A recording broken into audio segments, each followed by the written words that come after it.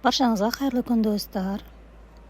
Бүгін жұмсақ болып иленетін, топ-томпақ болып пісетін булочкалардың рецептімен бөлісетін боламын сіздерге. Ол үшін бізге сары май және ұн қажет. Жылы суға шым-шым тұз салып, өте аз мөлшерде тұз салып, және де 3 ас қасық қант салып,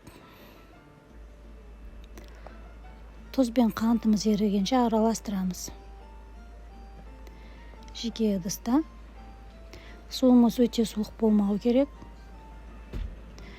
Енді ерген сары майымызды ұнымыздың үстіне салып, разрыхитель жарты ас қасық және 4 дана жұмыртқа, майонез және қантқа қосымша тәтті дәм беретін сахар заменитель, қанттың орнына қоссаңыздар да болады.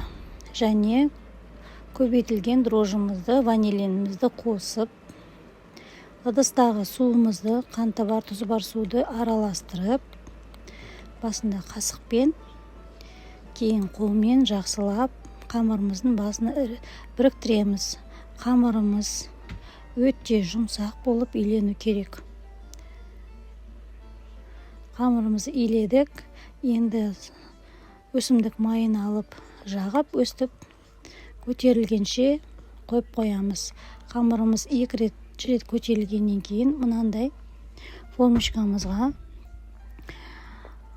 май жағып, әр күлшені 115 граммнан өлшеп, әр түрлі форма жасаймыз. Жүрек, гүл формаларын жасаймыз. Ол үшін бізге мысалға роза тәріздес форма жасау үшін қамырымызды өстіп, ұзынша етіп созып, 4-5 жолақ сыза отырып кесіп, арасына өсімдік майын жағып, бірден орап жібереміз де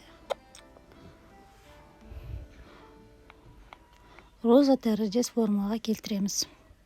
Міне осы формамызды майлап қойғаннан кейін 10-15 минуттан соң қайта көтерілген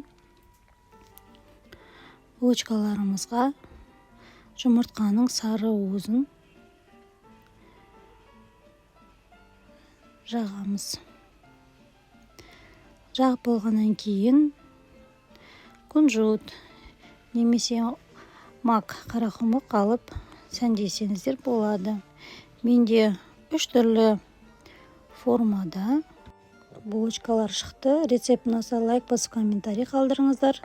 Өстіп пеште пісіргенше 10-15 минутта 180 градуста аласыздар. Астарыңыз дәмді болсын.